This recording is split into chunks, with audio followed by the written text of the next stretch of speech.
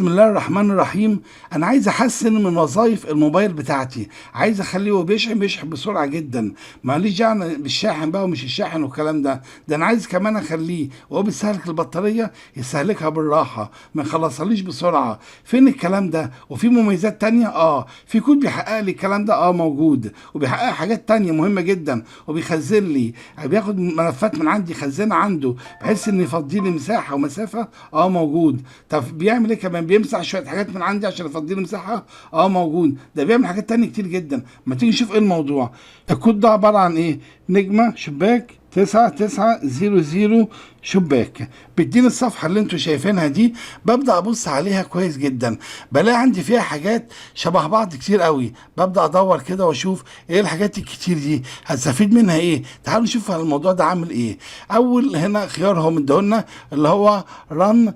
ران ده عباره عن ايه؟ هو عايز يقول لك في ايه؟ عايز يقول لك ان المودم هنا، ملفات المودم ده انا بقدر اخد لك هنا ملفات هنا من عندك بتاع الابلكيشن او التطبيقات واخزنها لك في حدود 1 جيجا عشان اقدر افضي لك مساحه واعمل لك ايه؟ موضوع حلو جدا. عباره عن ايه الموضوع ده؟ عباره عن ان انت لما بيفضى عندك المساحه دي بتبدا يعني تاخد ملفات زي مثلا IMEI مثلا او معلومات الشبكه. الحاجات دي كلها اللي انت بتاخدها بتحطها على كارت الاس دي كارت. بعد كده يظهر لك الرساله دي بتاكد لك ان انت تم نسخ لما بتضغط عليه الملفات المسار اللي هي داتا لوج دمب بستيت. تمام؟ ده العنوان اللي بيجي لك بيقول لك ان تم نقل ملفات المودم تمام للعنوان اللي انت بقول لك عليه دوت. العنوان ده اللي عباره عن ايه؟ بيقول لك ان بتساعدك الخطوه دي في الاحتفاظ بملفات المودم في حاله ان انت بتتنقل بين حاجه اسمها الروم المؤقت مع الروم المؤقت اللي هو ايه؟ الاس دي روم. تمام؟ او بتتنقل كمان على الروم بتاع الجهاز نفسه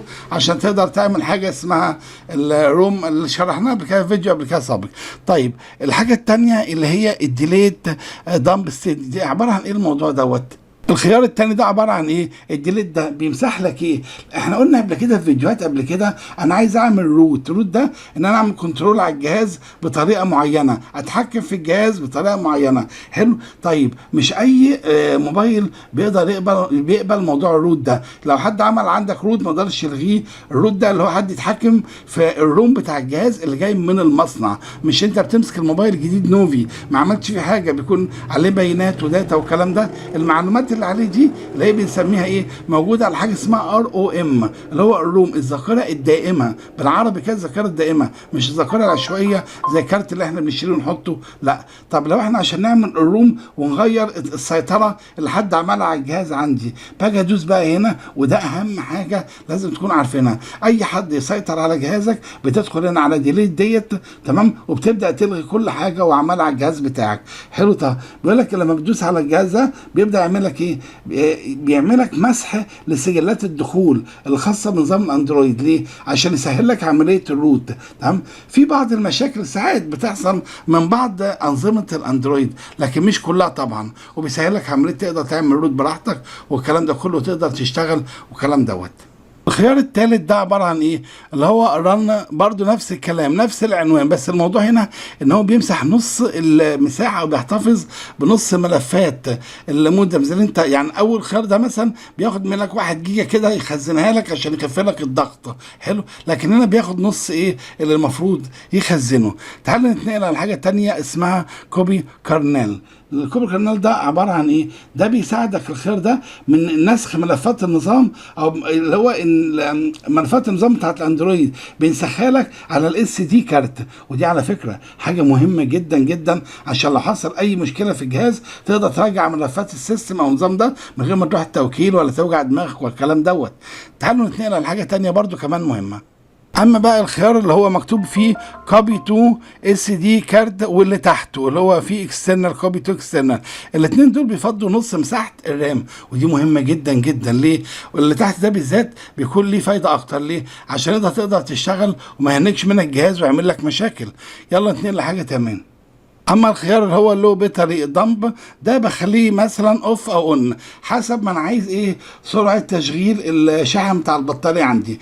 يعني ايه الكلام ده كله؟ انا مثلا عندي شحن بشحن الموبايل بيشحن عندي براحه شويه، انا بسرع منه وبخليه اون. انا عمري ما اخليه اوف طبعا، انا بخليه دايما اون بالمنظر اللي انتم شايفينه ده. ليه؟ عشان خاطر يبقى ايه او اون. ليه؟ عشان خاطر الشحن بتاع الجهاز وانا بشحن يشحن معايا بسرعه، ما يشحنش معايا بالراحه. حلو. انا عندي كمان في خيارات تانية، بس هو في حاجات اتعملت لما نزلت في الموبايلات اللي هي ايه اللي هو ممكن تخلي البطاريه مثلا بتشحن بالراحه مثلا، وهي قصدي وانت مشغلها تشغل بالراحه، اللي هو وضع اللي هو البطيء بحيث ان ما تفرغش البطاريه بسرعه، او ميديم او هاي او كده البطاريه تخلص بسرعه لو انت معاك بطاريه تانية، او لو انت في مكان شحن سريع او الكلام ده براحتك. فاهم؟ فالخيارات دي نزلت على الموبايل، ففي حاجات بدات تتعمل من على الكود زي ما انتم شايفين والكلام ده.